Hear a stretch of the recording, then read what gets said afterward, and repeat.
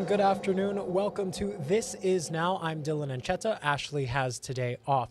I want to go ahead and give you a live look at the grounds of Iolani Palace right now, where hundreds of people are gathered for a walk against domestic violence. Now, this is a look at the Men's March Against Violence. It's just getting underway there at Iolani Palace. They're going to be taking a walk through the community. This year's theme is Men Are Allies. Of course, they are spreading awareness about domestic violence in our community. And it's not just for men. As you can see, there are women there also in attendance. They are planning a rally later on at 12:45 after their walk. So if you're in downtown Honolulu and you see them walking by, give them a shaka, give them a wave, and support their mission as well. This is put on by the Domestic Violence Action Center. And this year's goal was to get 1,000 participants. Our Mark Carpenter is there along with our photographer Peter Tang, and they will have a full recap later on tonight on Hawaii News Now. We want to look to national news. The race is on to replace Kevin McCarthy as Speaker of the House. Now, even though the U.S. Congress is in recess, several candidates have already stepped forward and thrown their name into the ring. Natalie Brand has more from Washington, D.C.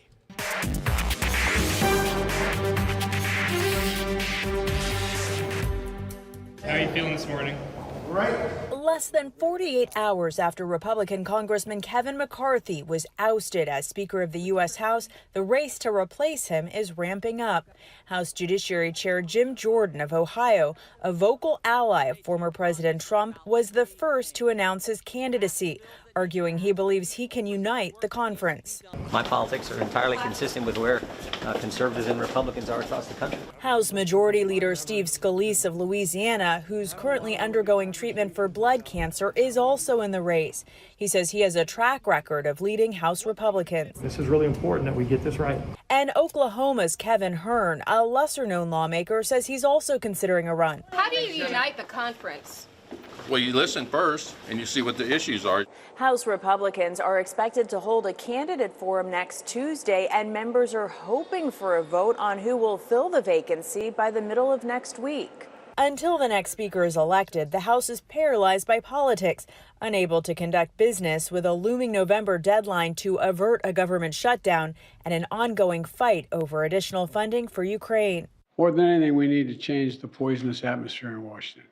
While the next speaker will be forced to work with Democrats in a divided Congress, their first task will be trying to rally support within a divided Republican House. Natalie Brand, CBS News, Capitol Hill. Attorneys for former President Donald Trump are asking once again for a federal judge to delay the trial regarding his handling of classified documents. Trump is accused of criminally mishandling sensitive national security secrets at his Florida residence after he left office. In a court filing Wednesday, Trump's attorney cited issues over access to material in the case. They wrote that discovery failures by special counsel Jack Smith's office warrant pushing back the trial until at least mid-November. It's at least a second request by the Trump team to move the trial date. In July, lawyers for the former president also asked Judge Eileen Cannon to delay the trial until after the 2024 presidential election. For now, it's still set to begin in May. That will be after several presidential primaries have taken place, but potentially before a Republican nominee is picked. Meanwhile, major media outlets are requesting to broadcast Donald Trump's federal election subversion trial case next year. A group of more than a dozen media outlets asked the judge overseeing the trial for permission to record and broadcast it, or for the court to live stream and record the proceedings on YouTube. If the judge rejects those requests, the Media Coalition has asked her to, quote, release visual and audio recordings of proceedings at the conclusion of each day. A federal rule prohibits cameras during criminal proceedings in federal court, but the media organizations argued in their filing that that rule violates the First Amendment. They also argued there is significant public interest in the trial and that video coverage would help undermine conspiracy theories surrounding the case. The former president faces 4 counts in the case, including conspiring to defraud the United States and to obstruct an official proceeding. He has pleaded not guilty. The Judicial Conference Committee charged with handling criminal court rules is set to meet later this month. A 70-year-old man has been charged in connection with a crash in Hilo that killed an elderly woman Tuesday morning. Carlton Inada of Hilo was charged Thursday with second-degree negligent homicide and causing a deadly crash. Police said just before 10 a.m., Inada was allegedly behind the wheel of a 2016 Toyota Tacoma heading south on Akuleo Road when it hit an orange recumbent trike also heading in the same direction. Police say he left the scene and headed home, where he later called authorities to report the accident.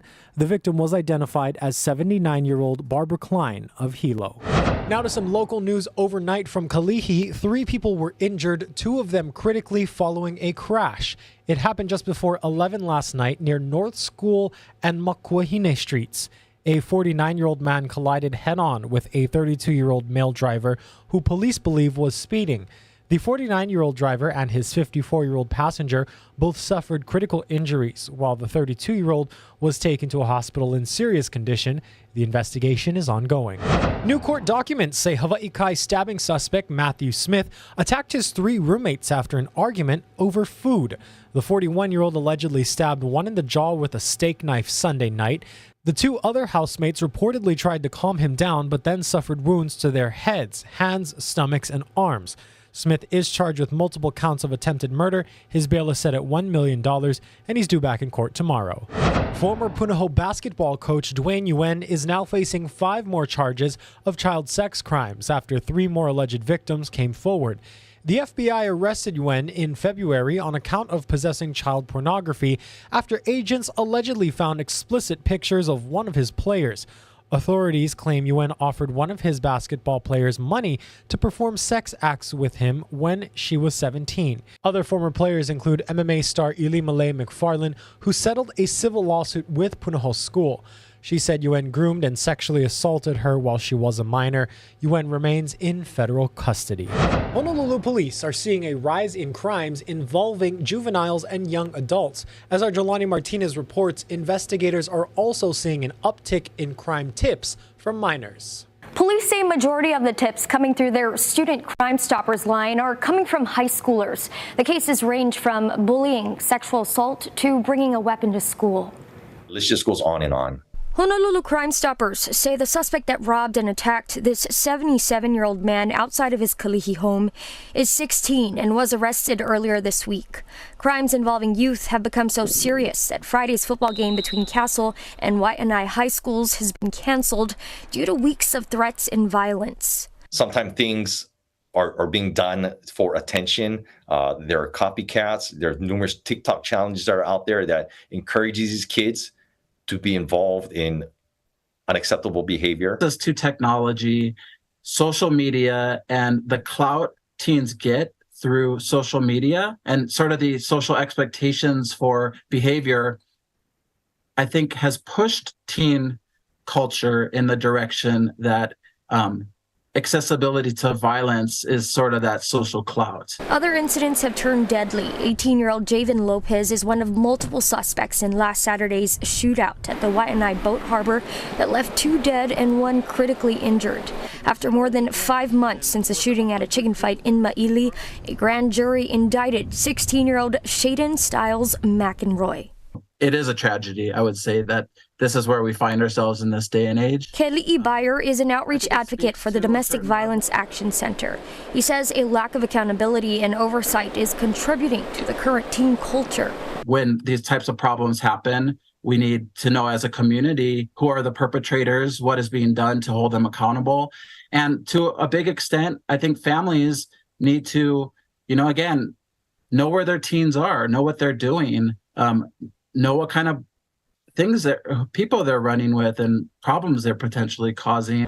Bayer is organizing tomorrow's Men's March Against Violence with hopes of raising awareness among everyone, including youth, on violence prevention. Recognize the potential role each of us has in calling out violence for what it is and not allowing or accepting it when it does happen, but really, working with our youth to start to focus more on those healthier traits, right? What strengths they can bring to a relationship, what strengths they can bring to their families.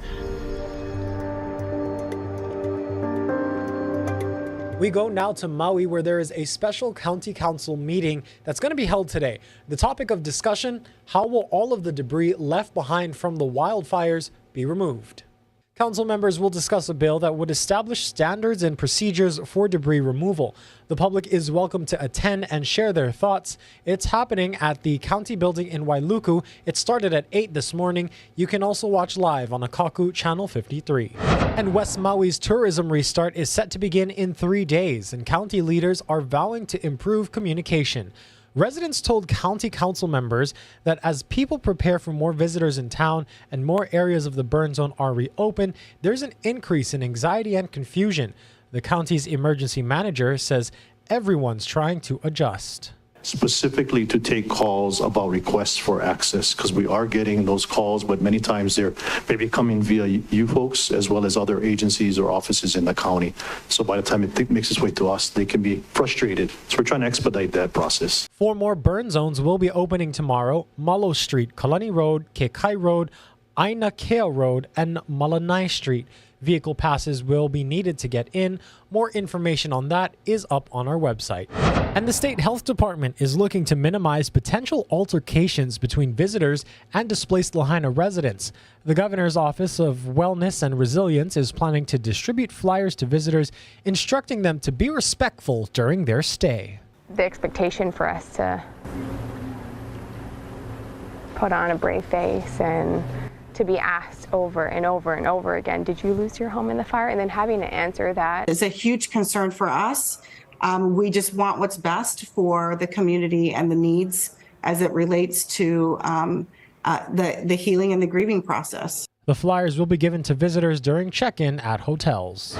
And today will be the last day that Lahaina Luna High students will be in their temporary home at Kulani Hako'i. They've been sharing a space there on campus since classes resumed 3 weeks ago. After today, faculty and staff will return to Lahaina Luna's campus tomorrow for an in-service day with no students. Next week is fall break, so students are set to return on October 16th. Students at Lahaina Intermediate and Princess Nahi'enaena Elementary are also expected to be back at their schools that same week. King Kamehameha III students and staff will be sharing Princess Nahi'enaena Elementary's campus while their new temporary school site is being built. That's expected to take at least 3 months. In our continuing series now on drug smuggling, our chief investigative reporter Lynn Kawano shows us how fentanyl is getting to the islands and why it's so hard to stop it. But first, a warning: some of the images may be disturbing to some viewers.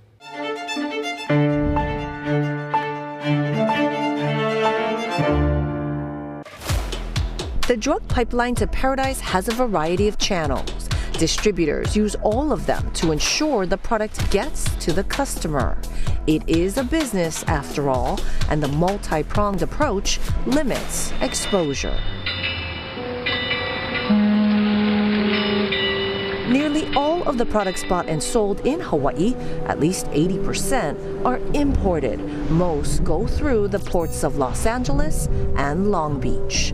Customs and Border Protection searches the cargo coming in from outside the U.S. We target these containers coming from source countries. Our tactical teams are looking for narcotics and contraband. Smugglers use various creative techniques to conceal narcotics. Recently, CBP discovered drugs hidden inside container goods like stereo equipment, packs of vegetables like kale and Brussels sprouts.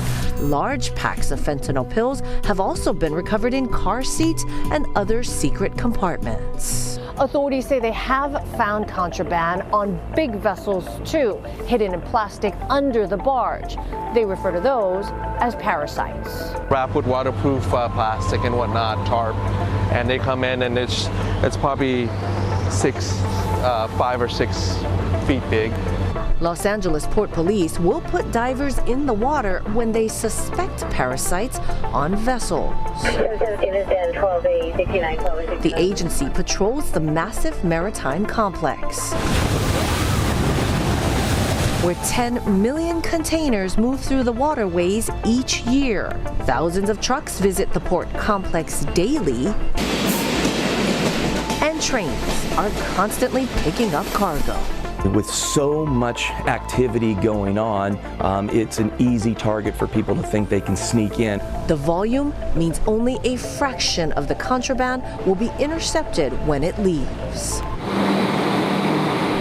Once the ships arrive in Hawaii, the contents are quickly offloaded and turned around for consumers. Hawaii's economy runs on a just-in-time supply chain. So it's just a matter of days from the time a ship pulls in with a bunch of containers. Those containers get offloaded onto the pier and on a truck to a store and then onto a shelf. The State Transportation Department says cargo is rarely stored at the pier long enough for any law enforcement agency to do random checks. So trying to find contraband without specific information is nearly impossible. A large number of smugglers bring the drugs in on flights to Hawaii, concealing it in luggage items or on their bodies. Some airline employees have been caught working as mules as well as frequent flyers. Drug-sniffing dogs and screenings help, but barely make a dent. The number one way that drugs are getting into Hawaii? In packages. At least for the past year, we've seen an increase in the amount of fentanyl coming onto the island, either in powder form or pills. We expect that trend to continue to go up. June 4th, first responders arrive at a Waikiki hotel room to find 5 people unconscious. Police body camera video shows firefighters and officers starting CPR on multiple patients until EMS arrives with medication. Hey, you need Narcan. Hold it. You got a pulse. 2 men died, 3 others were hospitalized. The person who sold them fentanyl disguised as cocaine was arrested along with several other alleged dealers. The feds say they ordered fentanyl off the dark web and had it mailed to Honolulu from California to sell on our streets. Federal investigators are turning up the heat on a suspected fentanyl supply chain. The 4th suspect in a deadly fentanyl overdose in Waikiki last month pleaded not guilty in federal court this morning. The alleged suppliers are charged with conspiracy to distribute, resulting in death or serious bodily injury. What that means is if you sell even just one pill to someone, but they die from that pill, you could be charged with this federal crime, and it's a 20-year prison sentence. But when one piece of the supply chain is broken, another will soon fill the role. Massive seizures and arrests have not stopped the fentanyl or meth from coming in. Not for long, at least. I'm Lynn Kawano, Hawaii News Now. That was our HNN chief investigative reporter Lynn Kawano with another installment in her gripping series, Smuggled Fentanyl in Hawaii. You can catch her latest story coming up this evening on Hawaii News Now. Let's send you outside for a live look over beautiful Honolulu. It's about 85 degrees right now, but with the humidity factored in, it feels about 89. No major weather makers in your forecast. Our guy Hagi will have more just after this short break.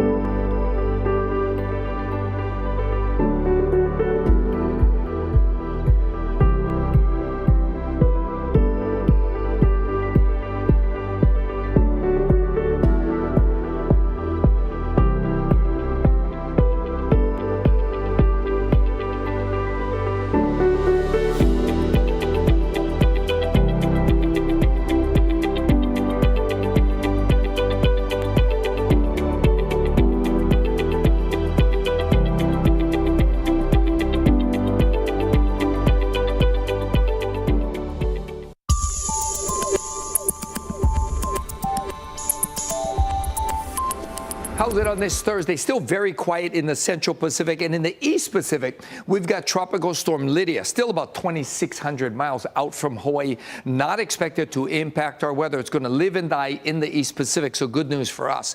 And the winds will remain soft and slow today. That means humidity levels will be on the high side. It's going to be a little sticky, and we're not expecting much in the way of rainfall. Kauai got some showers today from a weak cold front. For the rest of us, fairly dry throughout the day. And then in the afternoon, with those clouds building up because of the light winds, we'll get some spotty showers into the early evening, clearing in the overnight hours.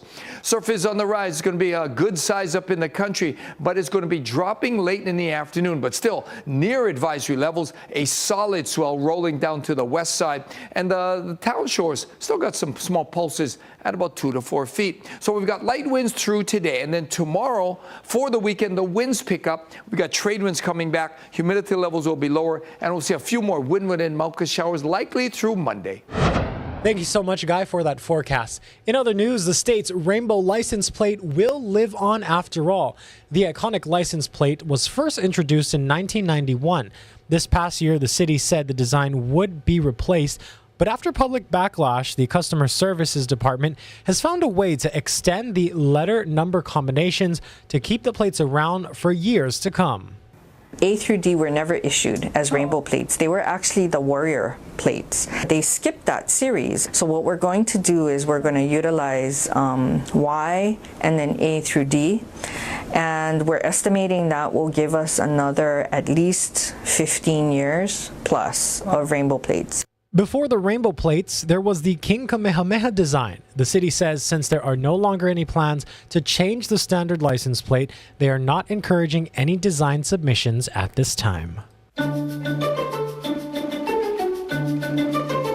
In news across the nation, more than 75,000 unionized employees of Kaiser Permanente, which is one of the nation's largest not-for-profit health providers, are on strike. Ivan Rodriguez joins us now with more on their demands. This marks the largest healthcare worker strike in U.S. history, but this strike alone is just a sign of the crisis the healthcare industry has been facing since the start of the pandemic. Since then, healthcare workers have been fighting for safer and more secure work environments. Healthcare workers are on the picket lines across the country, fighting for better pay and benefits, particularly in a state with high cost of living like California, where most of the 75,000 striking Kaiser Permanente workers walked off the job Wednesday. We don't want to see nurses sleeping in their cars because they have to travel 2 hours to get home because they can't afford the cost of living in California. The union is asking for across-the-board raises, job protections against outsourcing and subcontracted workers, updates to employees' retiree medical benefits, and more notice when people working remotely are asked to return to the office, among other demands. The strike is intended to last 3 days. However, a longer, stronger strike may come in November if a deal between the coalition and Kaiser is not reached after this effort, according to communications from the largest union in the coalition. We don't feel that Kaiser executives are listening to the frontline workers. We don't believe that they really hear us about this staffing crisis that needs to be fixed immediately. The walk-off comes at a time of elevated labor activity across the country, when several large-scale strikes have paralyzed companies and entire industries in recent months. While Kaiser admits to the difficult challenge of filling healthcare jobs, the company says it has hired more than 50,000 workers since 2022. And pays as much as 20% more than competing health systems. While the staffing shortage began before 2020, the pandemic was the tipping point for many nurses. The union coalition on strike has called staffing levels at Kaiser facilities, quote, unsafe, and patient wait times for care, quote, dangerous. We know that Kaiser and the unions are still negotiating during this temporary strike. In Atlanta, I'm Ivan Rodriguez. Time to go ahead and give you some good news now, but it depends if you love this flavor or not. It could be some bad news.